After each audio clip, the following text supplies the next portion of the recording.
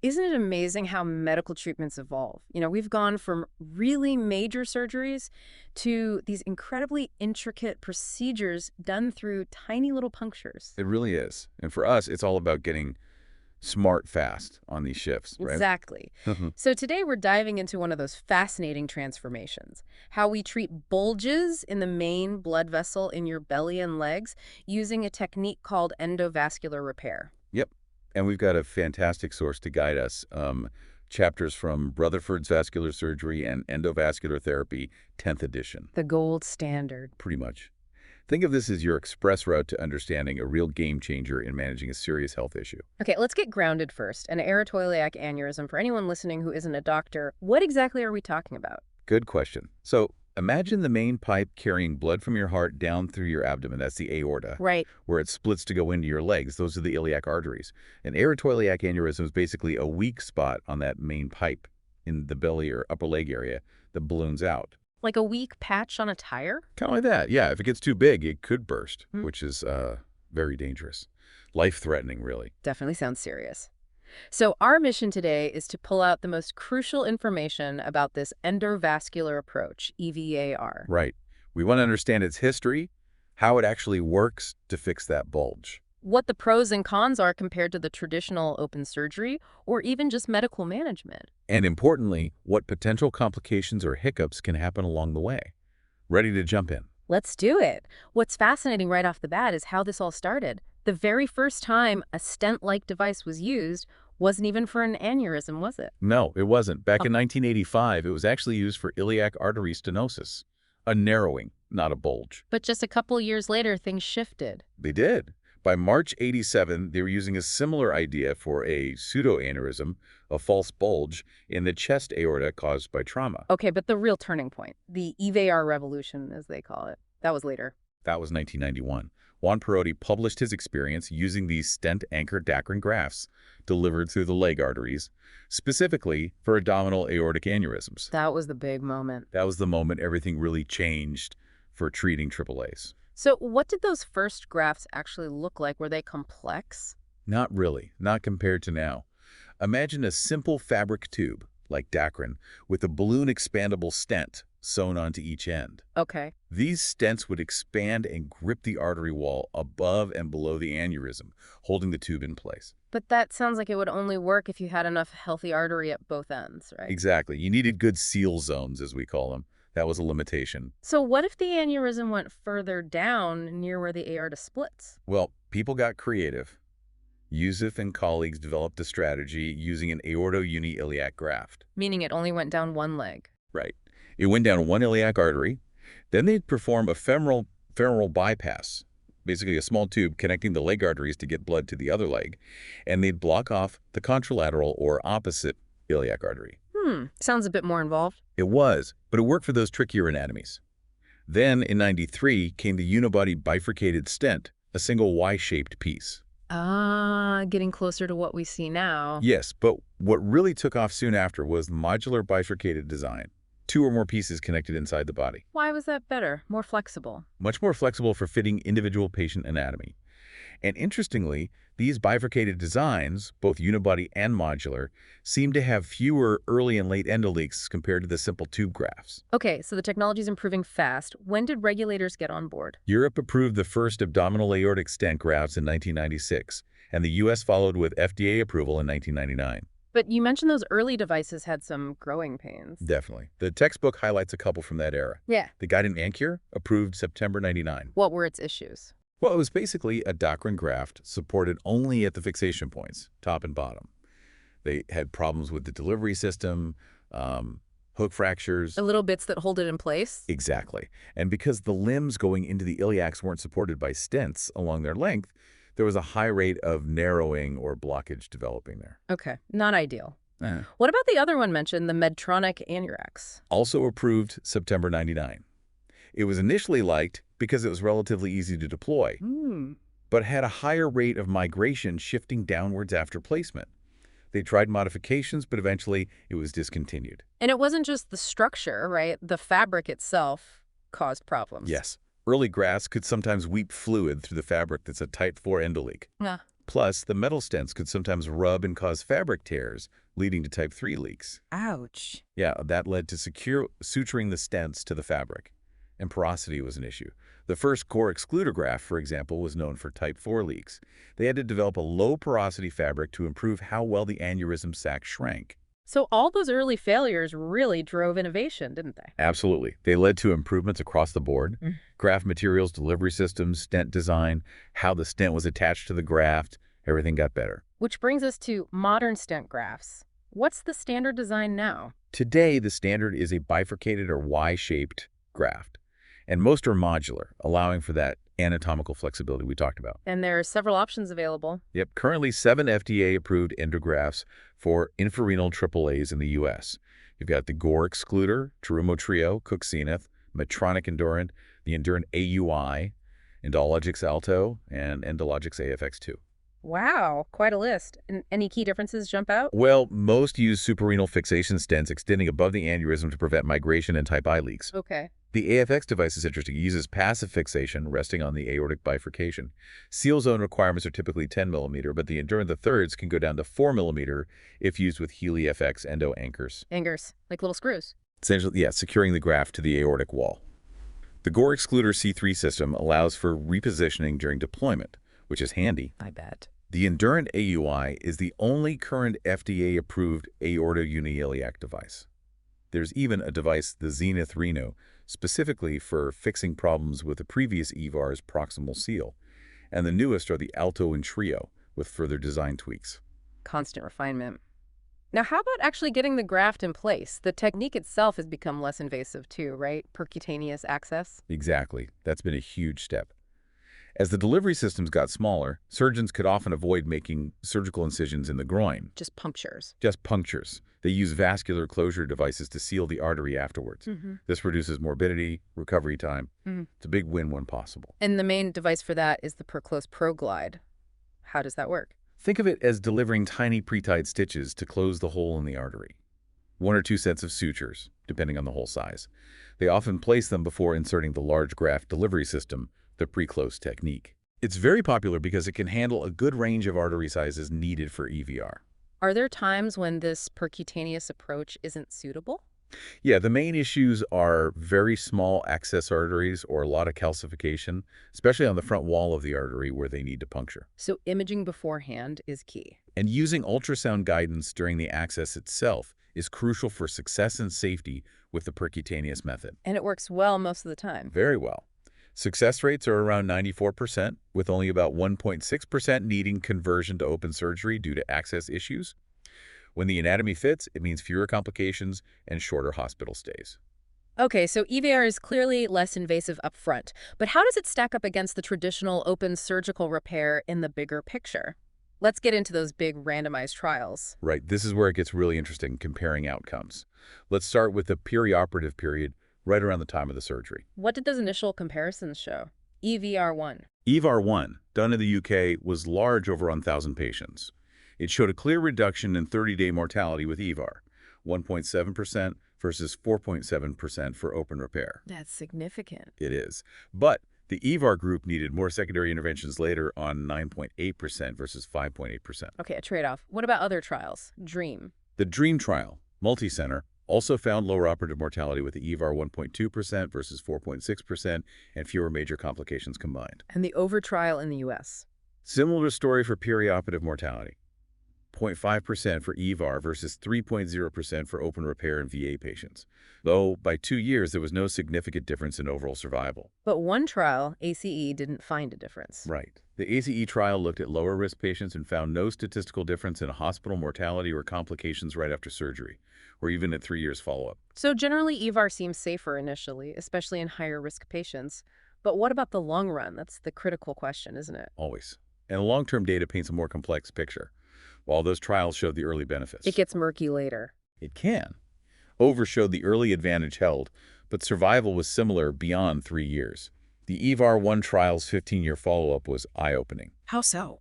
After about 8 years, the open repair group actually had lower all-cause mortality and lower aneurysm-related mortality than the EVAR work group. Wow. So the initial benefit disappeared in reverse. In that specific long-term follow-up, yes. The DREAM trial at 12 years found no difference in overall mortality, but again, the open group had significantly higher freedom from reintervention, 78.9% versus 62.2%. So that need for more procedures with EVAR is a consistent theme. It seems to be. A meta-analysis looking out 5 to 9 years suggested higher overall mortality, more late ruptures, and more reinterventions with EVAR. But you said there was a nuance there. Yes, when they looked only at the newer studies within that analysis, that long-term mortality difference disappeared. So maybe newer devices and techniques are improving long-term durability. That makes sense. Technology keeps advancing. But a key factor is always whether the patient's anatomy is suitable in the first place, right? The instructions for use or IFU. Absolutely critical. One U.S. study found only 42% of patients met strict IFU criteria. Maybe 69% met more liberal ones. And even then, 41% had sac enlargement over 5 years after EVAR. And adherence matters. Seems so. Another study showed lower IFU adherence in patients who eventually needed conversion to open surgery after EVAR failed. And keeping track of patients long-term is also a challenge. A big one. A Medicare study found half of patients were lost to annual imaging follow-up by 5 years. That's a major concern for catching late problems. So the randomized trials give one perspective. What about real-world population-based results? Do they match up? Broadly, yes. They confirm the short-term advantages of EVAR. They also tend to show more reinterventions and readmissions after EVAR compared to open repair. But the types of reinterventions differ. Right. Most EVAR reinterventions are less invasive endovascular procedures with low risk. Rupture after EVAR, while more common than after open repair, is still overall quite rare. Open repair naturally has more reinterventions related to the initial abdominal surgery, which carry higher risk. So both have potential late issues. Exactly. And needing reintervention or readmission negatively impacts survival in both groups, contributing to that loss of EVAR's early survival benefit over time. It's complex. Some studies show better long-term survival with EVAR, others with open, others no difference. It really varies depending on the population studied, the time period, and the specific outcomes measured. For example, one Medicare study looking at older patients actually found open repair linked to increased mortality over 5+ years. But other recent population studies confirm the general pattern. Lower perioperative mortality with EVAR, similar late survival, but more aneurysm-related issues like reinterventions and ruptures with EVAR by 8 years, while open repair has more laparotomy complications. Okay, so EVAR versus open is a nuanced comparison. What about EVAR versus just watching and waiting, medical management? Well, first off, there's no effective medical therapy right now that reliably slows aneurysm growth or prevents rupture. That's important. Right, so comparisons focus on patients who aren't good candidates for open surgery? Primarily, yes. Patients considered high operative risk. The key trial here is EVAR-2. What did EVAR-2 find? They looked at patients unfit for open repair, right? Correct. They randomized them to EVAR or no intervention, best medical therapy. And surprisingly, they found no difference in aneurysm-related mortality or all-cause mortality between the groups. No difference at all. Why not? Well, 30-day mortality for EVAR in this frail group was quite high, 9%. And a quarter of the no intervention group eventually had EVAR anyway, often safely.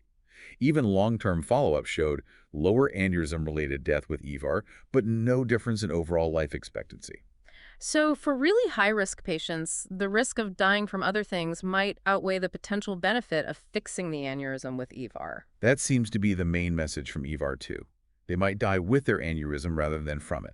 However, other studies suggest EVAR can be done safely in selected high-risk patients by experienced teams. A VA study showed lower 30-day and 1-year mortality with EVAR versus open repair in high-risk veterans. So it's not an absolute contraindication. Not necessarily. And we know the risk of rupture goes up significantly with aneurysm size, especially once you get over 6 or 7 centimeters, even in unfit patients.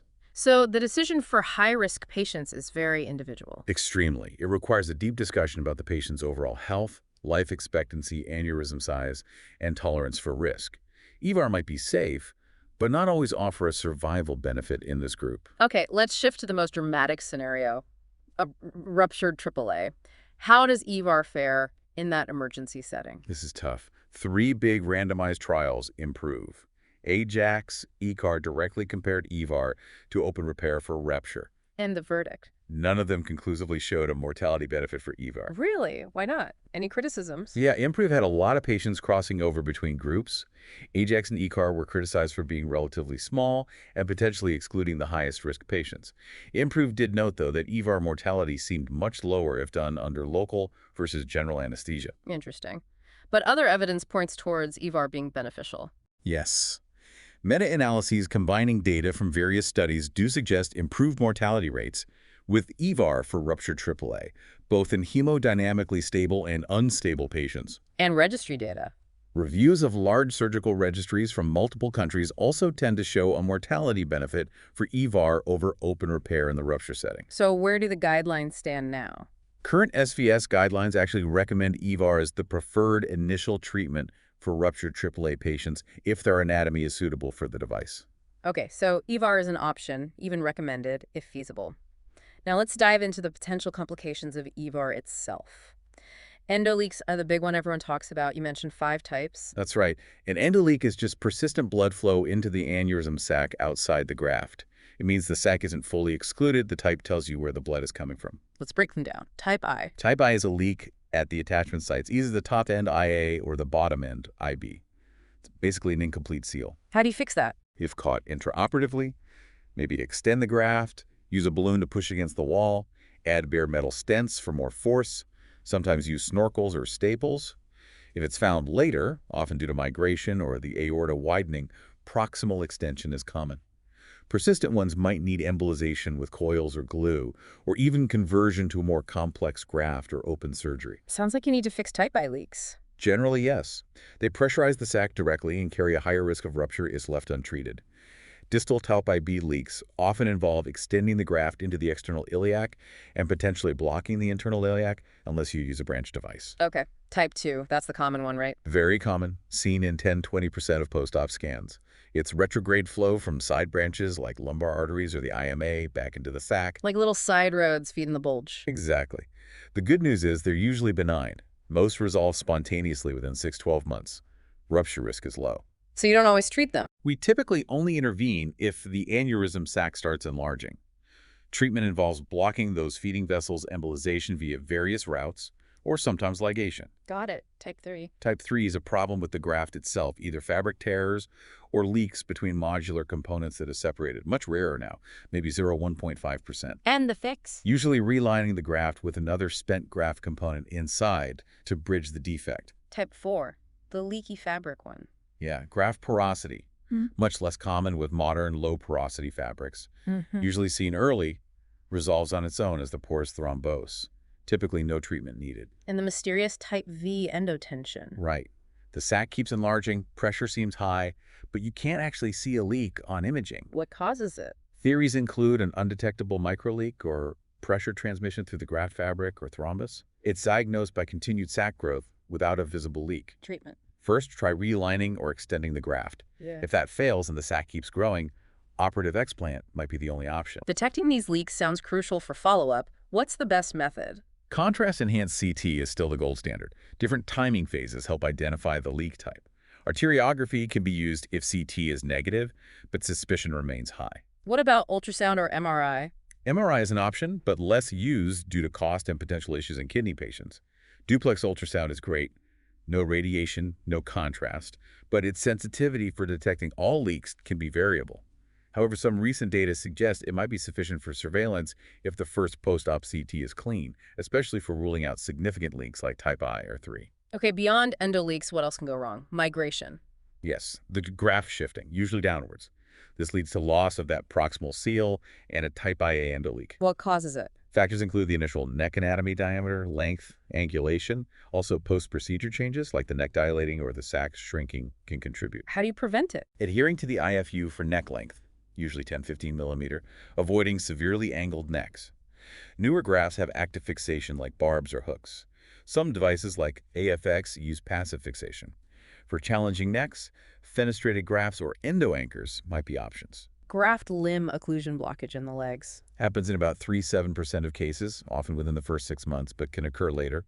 More common with underlying iliac disease, small aortas, or tortuous iliacs. How does it present? Usually claudication pain in the buttock, thigh, or calf with walking. Treatment? thrombolysis, clot-busting drugs, or surgical thrombectomy, often with stenting of any kinks or narrowed areas. If the limb can't be salvaged, bypass surgery might be needed. Can E affect the kidney's renal artery occlusion? It's a risk, either inadvertent coverage of the renal artery opening during deployment, or MLI, clots debris, traveling to the kidneys. How is it managed? Careful positioning during deployment is key. If coverage occurs, intraoperative rescue stenting is possible. Late occlusion might also be treatable with stents or require open bypass.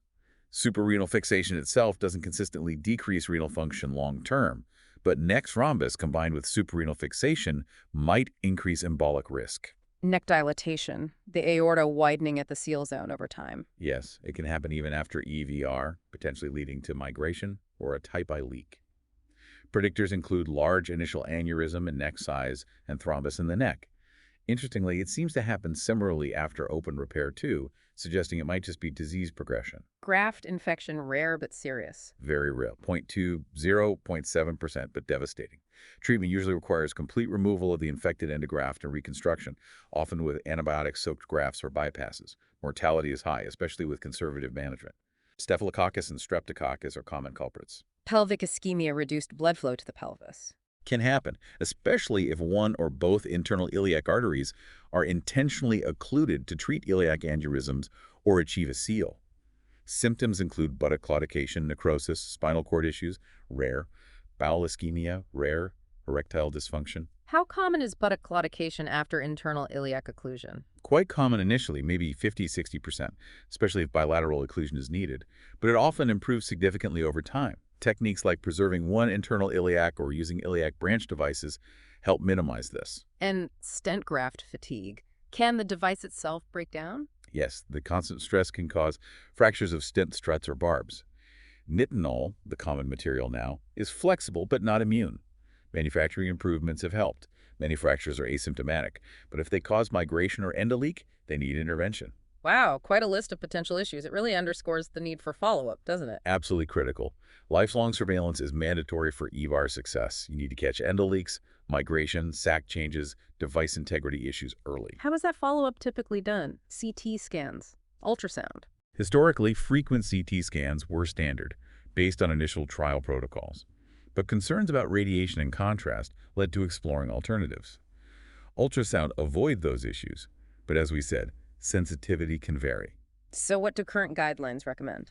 The SVS guidelines suggest contrast CT and color duplex ultrasound at 1 month post-op. If that's normal, then either CT or duplex annually thereafter. If there's an endoleak at 1 month, repeat CT at 6 months to assess need for intervention. And reintervention rates, are they high?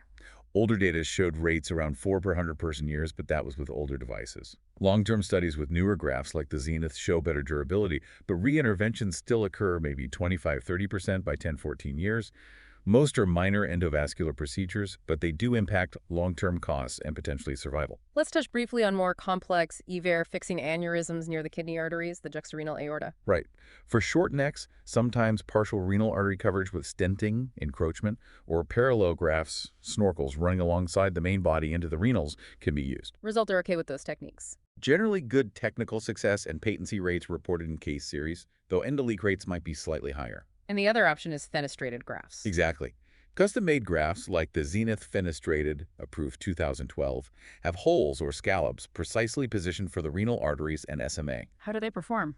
Prospective studies show excellent technical success, low mortality, and good midterm outcomes, with low rates of major complications like target vessel occlusion or type 3 endoleaks, especially in patients with suitable anatomy. What about aneurysms lower down, in the iliac arteries? Common iliac artery aneurysms can also be treated by extending the EVA limb. If it involves the internal iliac origin, that artery might be coiled off.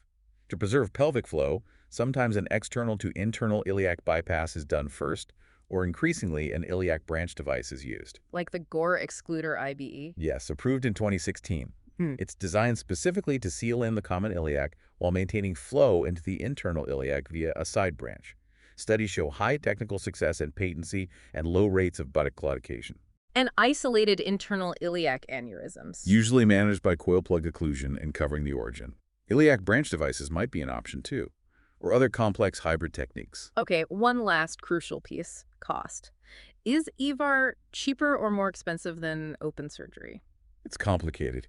The initial procedure cost for EVAR might be lower, especially percutaneous EVAR, compared to open access EVAR, and often lower than open surgery itself. But long term. That's where it flicks. Over 5 years, studies show EVAR patients often have higher cumulative disease-related spending, mainly driven by the cost of surveillance imaging and secondary interventions. Endoleaks significantly increase long-term costs. So is it cost effective overall? Depends how you measure it. The OVER trial suggested EVAR was likely less costly and more effective for life years gained.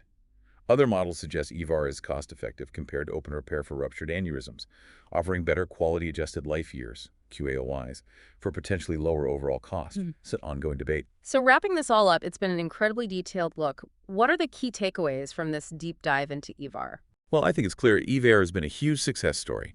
It's transformed AAA treatment over 3 decades, offering a minimally invasive option with significantly lower perioperative risk thanks to evolving technology and provider skill. But it's not a perfect solution. No. As it became the dominant approach, rigorous assessment of its pros and cons became vital. Device durability to prevent late complications like sac enlargement or rupture remains a critical focus for development. And future devices. Next-gen devices like branched and fenestrated grafts are expanding the range of anatomies treatable. But for now, careful patient selection based on current device capabilities and IFU is absolutely essential. Don't push the boundaries too far with current tech. Exactly. And the most crucial point really is the absolute necessity of lifelong follow-up. Careful imaging surveillance for every single patient, every single year. That commitment from both patient and physician is non-negotiable. Absolutely. Yeah. This deep dive has really painted a full picture. The revolutionary start, the ongoing evolution, the comparisons, the potential pitfalls like endoleaks and migration, the costs. For me, the big message is EVAR offers huge benefits, especially up front. But that long-term vigilance in picking the right patient for the right device are paramount. Well said. It's that constant balance, isn't it? Embracing innovation while maintaining rigorous evaluation and commitment to long-term care. It really makes you think, how do we ensure that as technology races ahead, our systems for long-term monitoring and assessment can keep pace to truly maximize patient benefit over their whole lifetime? Definitely food for thought. Thanks so much for digging into this with us. If this sparked more questions for you, we absolutely encourage you to explore the topic further.